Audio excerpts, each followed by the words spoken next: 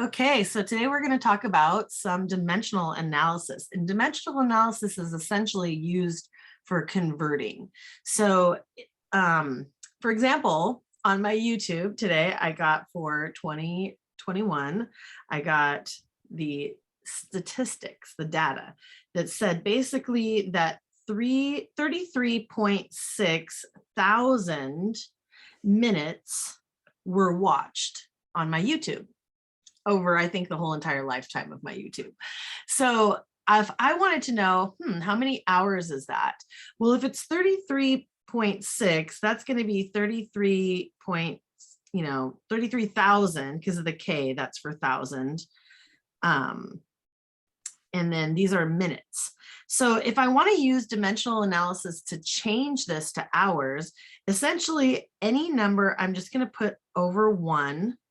And then I'm going to find my unit conversion, or it's called a conversion factor, because essentially, since I know that 1 hour is equal to 60 minutes, I can write that as a unit fraction. So as 60 minutes over 1 hour, or that's actually the same thing, right? Because that's equal to 1 whole, as 1 hour over 60 minutes. I mean, these are equivalent to each other. So if I want to get rid of minutes, I'm going to use the idea of like multiplying fractions. So I have minutes down in the denominator in order for the minutes to cancel. And the unit I want left is hours. So that's why I'm putting that unit on top. Now I'm going to put the numbers that associate here. So 60 minutes and 1 hour. And with multiplying fractions, you're literally multiplying across. So you end up getting 33,600 over 60, and the units are going to be hours because that's the unit I have left. Now, if I want to simplify that, essentially, I'm just going to divide. And that's usually what you would do anyway. Most of you probably already know. And I'm looking for my calculator. What did I do with it? I guess I can just use the one on my phone. So I happen to know the answer to this already, but I just want to double check. I'm always double checking everything. It's actually still there. So 33,600 divided by 60 equals 560 hours. And those are equivalent. So you can use that same idea with basically any kind of unit conversion, setting it up using dimensional analysis. Was there another one that you wanted to try out? On the test review. Okay. Example 6. Okay, can you read it off? What is it? Absolutely. Example 6A. How many square inches are in 1 square yard? Square inches in 1 square yard. Okay, so essentially what we're thinking about here is how many is, if I have a square yard, well, a square yard basically means it's an actual square. So a square yard would be the area. So anytime we have units that are squared, we're talking about area. So the area here would be 1 yard times 1 yard. So the dimensions would be 1 yard by 1 yard. And so that's where you get the 1 yard squared. So when I'm converting between just yards, if we think about, okay, yards, that's 3 feet is in 1 yard, and in 3 feet is what, 12 inches. But if we're going to actually do this unit conversion for area, feet is 36 inches. Right. Okay. So then 1 yard would be 36 inches. Exactly. Because we can multiply those out. Exactly. But if we're talking about square units, then we would actually have to square them. So if I have 1 yard squared, that's equivalent to 3 feet squared, which is 9 feet squared. And then if I'm going to take and convert that to inches now, If I say, okay, well, if I have 1 foot squared, 1 square foot, that's how we write it. You can either write it as square feet or feet squared. Then that's going to be the same thing as 12 inches squared. So that's actually 144 inches squared, one square foot. So if I take the, if I start out with the 1 yard, 1 square yard, 1 yard squared, same thing, over 1, then I would have to use for dimensional analysis, if I'm going to get rid of my yards squared, since I know 1 yard squared is equal to 9 feet squared, we can put the 9 feet squared here. My yards cancel, so now I have 9. And then if I want to convert from square feet to square inches, I have to use the 144 inches squared. So then I would have, I'm getting rid of feet squared. So 1 square foot is equal to 144 square inches. And so then these cancel. And now I'm just going to multiply across because I have the units that I wanted, which is square inches. So I have 1 times 9 times 144, and that's going to be inches squared. And then I don't know what that is off the top of my head. So let me go back to 1296. Oh, what is it? 1296? 1290. Oops, 1296 Inches squared. inches squared. Yes. Okay. And the same thing would be true if you were finding volume. If with volume for 3-dimensional objects, like if we were going to figure out how many cubic inches were in a cubic yard, and actually I had to do this. I probably have some video on that, but I had to do this when I was buying compost for my garden beds because I was measuring them in feet. Well, then when you buy the compost, they sell it in cubic Oh, yards. yeah. So if we have 1 yard by 1 yard by 1 yard, this would be the volume would be 1 times 1 times 1 is 1, or 1 to the 3rd power. And then yards times yards times yards is yards cubed. That's where we get the word cubic yards from. But then we have to think about, well, for every yard, I have 3 feet. And here's 3 feet. And here's 3 feet, because those are equivalent. So essentially, that is going to be the same thing as 3 feet to the 3rd power, or cubed. And so we get 27 cubic feet.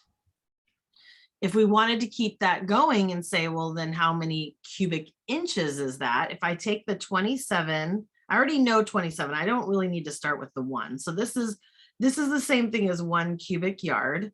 So 27 cubic feet is 1 cubic yard. If I put that over 1 and I want to try to turn that into inches, if I didn't know how many cubic inches, I could just cube. Right? If I say, okay, well, I'm going to have feet cancel with feet, and I know I have 1 foot is 12 inches, I can just cube that whole conversion. And if I cube it first, because I would have to do exponents before multiplication, then I have 27 cubic feet over 1, just because any number is always over 1. And then whatever 12 cubed is, that's a really big number. Do you know that one? 1728. Sorry, what is it? 1728. 1728, like this? No. I'm sorry. 1728. Okay. 1728. Yes.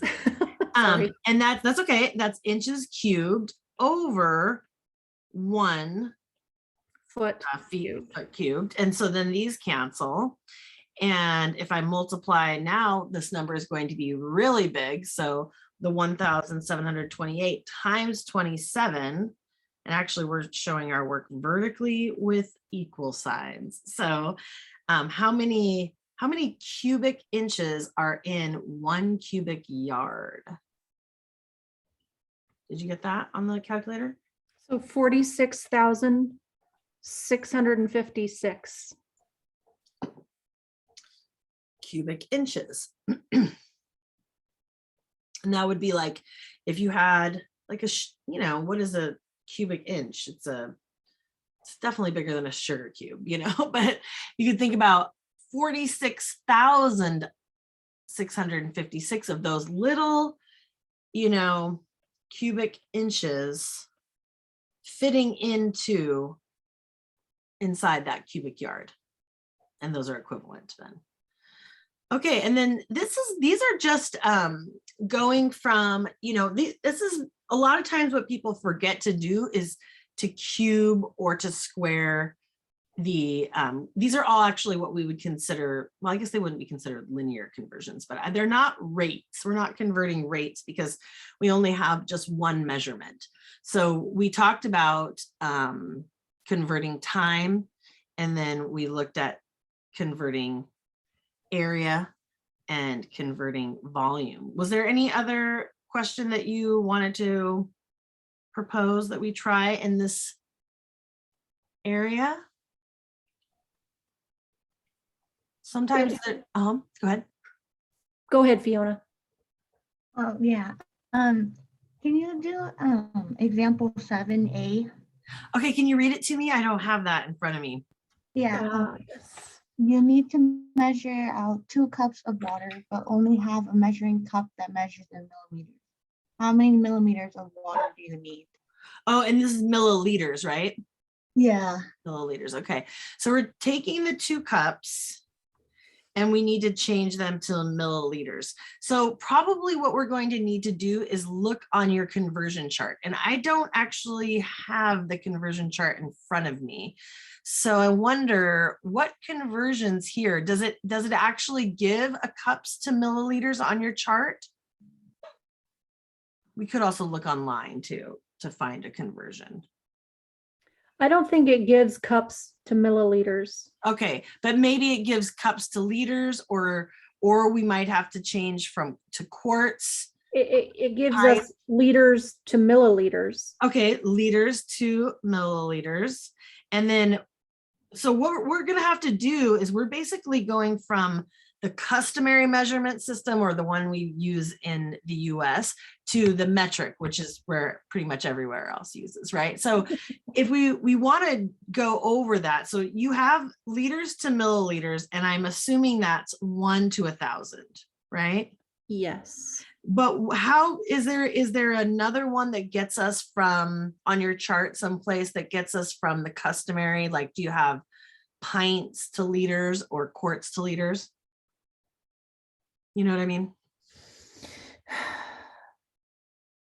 I'm not seeing it. How about you, Fiona? No, I'm not seeing it either. Oh, we have quarts? Quarts, yes, you can do quarts. Well, 1 liter approximates 1.057 quarts. Is approximately, sorry, what was it again? 1.057 quarts, yeah. Perfect. Okay, we can get there then, because Okay. this is the measurement that's going to cross us over, and you see how ugly of a conversion it is. These are not nice conversions, but if you stay within the metric system, everything works out wonderfully because of decimals, right? And we're just basically moving decimals around. But when we go from the customary measurement system to the metric, it's a little bit not as friendly. But here's something one of my 6th graders showed me. Okay, so if you have a gallon, inside your big gallon here, you can place 4 quarts. And then inside each quart, you have 2 pints. And then inside each pint, you have 2 cups. And actually, this is kind of how I remember it.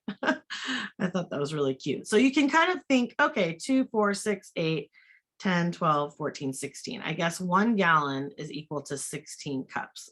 Fun fact. Is that true? Am I getting this right? Yes. You guys can point out if I have any mistakes. Okay, so if I start with 2 cups, again, this one is not a rate. It's just one number that we're going to convert. So I can take cups and convert them then to quarts. Well, I know a cup, if I want to get rid of cups, I have cups on the bottom, and then I could go to pints. So 2 cups is 1 pint, right? And then from pints, I can get rid of the pints, right? So I put them in the numerator and denominator so they cancel. And then I can change that to quarts. So it takes 2 pints to get 1 quart. And basically what we're doing is we're just setting up fractions. All of these things are equivalent. We're really just multiplying by 1. And then you have from liters to quarts. So if I want to get rid of quarts, I put that quarts in the denominator to cross cancel. I have 1.057 is 1 liter. And then if I want to go from liters to milliliters, well, the liters need to cancel. So I'm going to put liters down here. I have milliliters up top.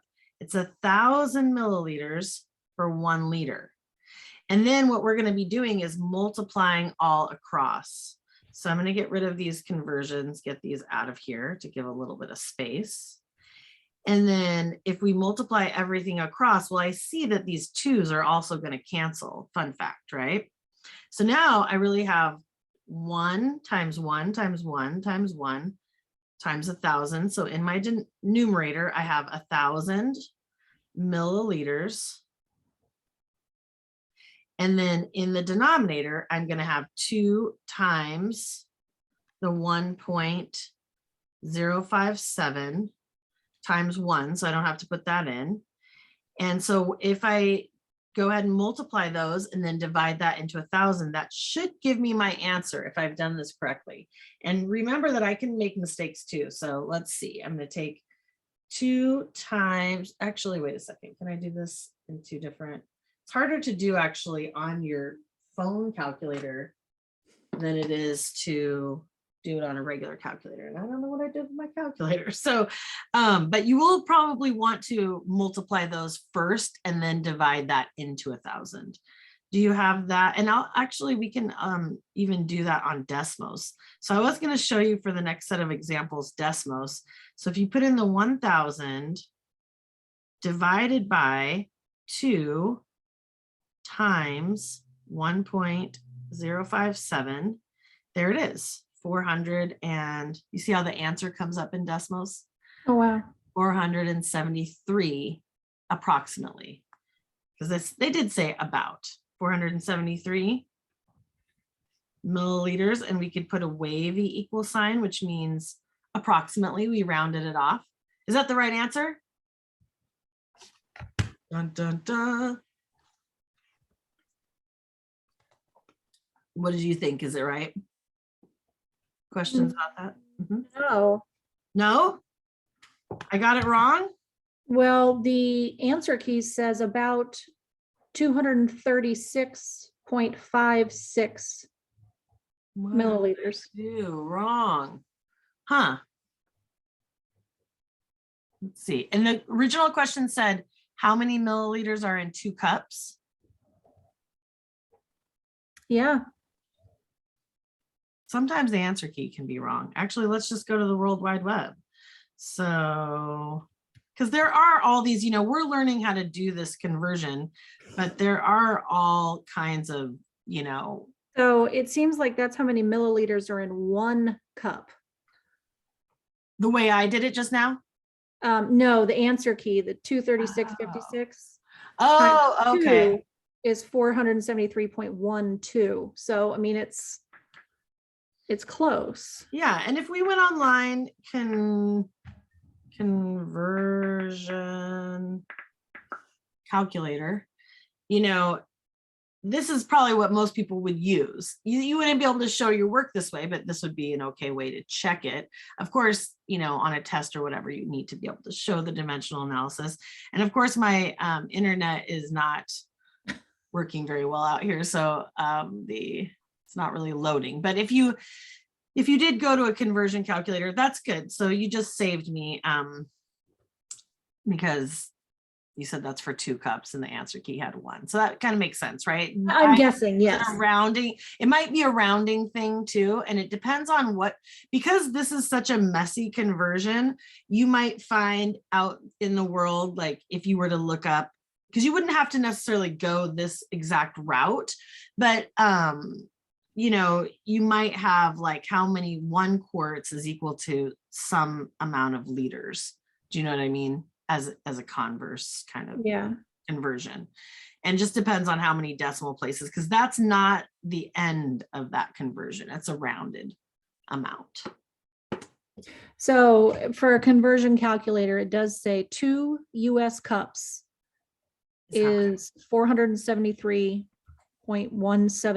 milliliter. Okay, good. Well, then I was very close. Perfect. Cool. Yeah. So can I skip back to the one that we had talked about, example 6, when you were doing the feet to Sure. square inches? Mm-hmm. Example 6B is asking how many cubic feet are in 1 cubic meter. So Okay, so if we go back to, so 1 cubic meter, and then we want to find out how many cubic feet that is, right? yes. Okay. And another way to write cubic meter, by the way, it would be m cubed. So I just wanted to show that. Okay. So this would also require us to find one of those, you know, going from one system to the other. So do you have any kind of conversions? And you might have inches and centimeters, like we could play around with using a lot of different conversion factors. How should we get there from meters to feet? Do you have any conversions that you Well, want? we have a conversion from 1 meter equals approximately 3.281 feet. 3.281, you said? Yes. Feet. Okay, great. So all we'd be doing then is cubing that. And that's it.